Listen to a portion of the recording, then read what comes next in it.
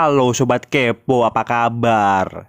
Ya, gua harap kalian semua selalu sehat dan baik-baik aja ya. Ya, selamat datang kembali di channel Pemersatu Baki. Ya, di video gua kali ini, gua akan kembali ngelanjutin alur cerita Baki Aspikel. Dan buat kalian yang baru ngikutin, kalian bisa langsung cek playlist.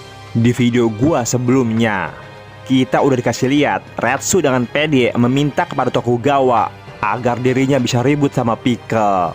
Dan gak lama setelahnya, waktu dan tempat pun dipersilahkan. Mas Pur yang lagi PW pun tiba-tiba langsung kebangun. Dan ternyata hal ini disebabkan oleh aura kehadiran sang master kungfu Retsu Watao Kaiyo. Dan untuk pertama kali, Pickle nunjukin ekspresi waspada, seolah-olah instingnya bilang kalau Retsu adalah makhluk yang berbahaya. Dan gak pakai lama, tanpa aba-aba, kedua makhluk gondrong ini langsung mengambil posisi siaga. Sementara itu, tampak kepanikan ada di wajah Tokugawa dan yang lainnya. Terlebih lagi si Dr. Pain, karena ini baru pertama kalinya dia ngeliat Pickle pasang kuda-kuda. Retsu bilang sama Pickle kalau saat ini dia bakal ribut abis-abisan. Dan Pickle pun langsung ngejawab, "Grrrr." Dan secara tiba-tiba Pickle langsung gaplok si Retsu. Ya, meskipun Retsu masih sempat nangkis serangannya, tapi karena kuatnya tenaga Pickle, Retsu pun sampai mental jauh banget. Dan melihat perbedaan kekuatan antara mereka, Dr. Pen pun langsung meminta agar pertarungan itu segera di stop. Kalau kagak, Retsu bisa dimamam. Rupanya Retsu juga sadar kalau dia nggak akan menang melawan kekuatan Pickle. Maka dari itu, dia akan melawan Pickle menggunakan teknik. Dan gak pakai lama, muka Pickle langsung ditendang. Udah gitu, matanya dikepret pakai rambut.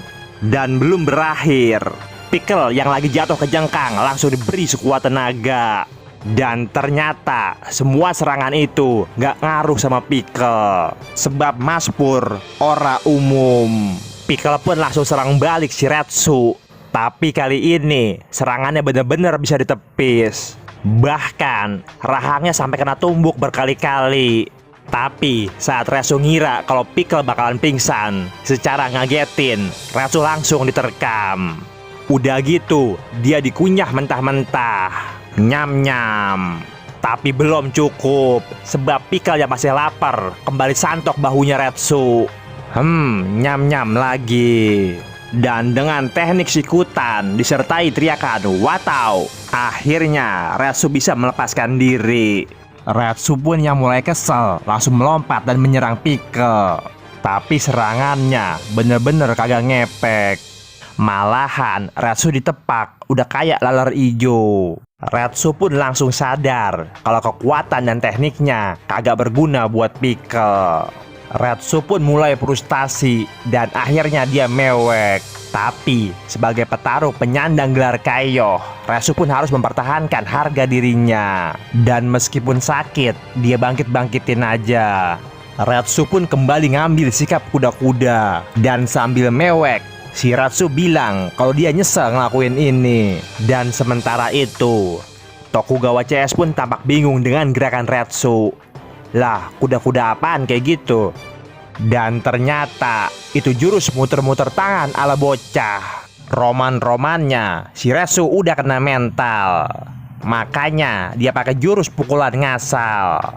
Ya tentu aja hal ini ngebuat Tokugawa begitu heran. Secara Retsu yang punya nama besar saat ini lagi ribut kayak bocah.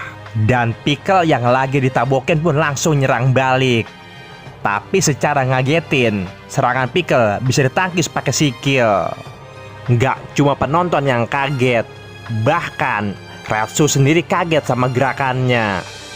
Seolah tubuhnya bergerak sendiri. Kali ini, setiap serangan Pickle bisa dia handle dengan mudah. Hingga akhirnya diakhiri dengan tendangan Watao ke wajah. Dan seketika itu juga semua dibuat kaget, termasuk Retsunya sendiri.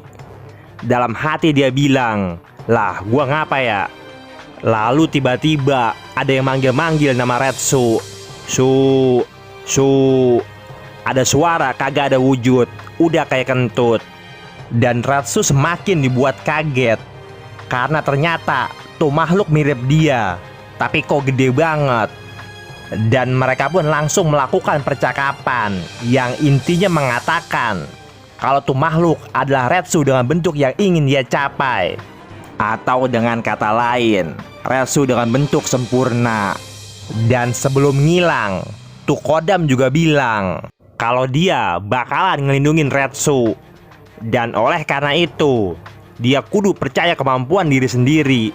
Terlebih lagi pada teknik yang selama ini dia pelajari. Mendengar hal itu, Retsu pun kembali jadi pede. Dan gak pakai lama, biji pickle langsung dia beri. Pickle pun kesakitan sampai jejingkrakan. Tapi bukannya kasihan, Pickle malah dia hajar habis-habisan. Sampai akhirnya dia hantam keras kepala Pickle dan ngebuat dia ngejoprak. Tokugawa pun langsung bilang kalau inilah kekuatan Retsu yang sebenarnya. Tapi Dr. Pain malah mengatakan hal yang sebaliknya. Ya, meskipun dia juga salut kalau Retsu bisa bertahan sejauh ini. Sebab Tokugawa beranggapan dengan serangan yang seperti tadi mustahil buat Pickle bisa bertahan. Dan pernyataan itu langsung disanggah Dr. Pain karena katanya Pickle punya struktur tulang yang sangat berbeda dengan manusia. Atau dengan kata lain, dibandingkan dengan manusia, leher Pickle lebih mirip seekor banteng. Dan bener aja, nggak pakai lama, Pickle langsung bangkit dan seolah kagak terjadi apa-apa.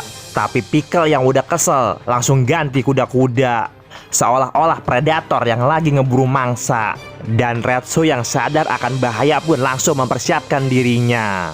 Dan Retsu pun tampak bingung, sebab seumur-umur dia nggak pernah ngelawan kuda-kuda macam begitu. Dan dalam hati, Retsu berkali-kali meyakinkan diri sendiri, seolah-olah dia yakin kalau serangan Pickle pasti bisa diatasin.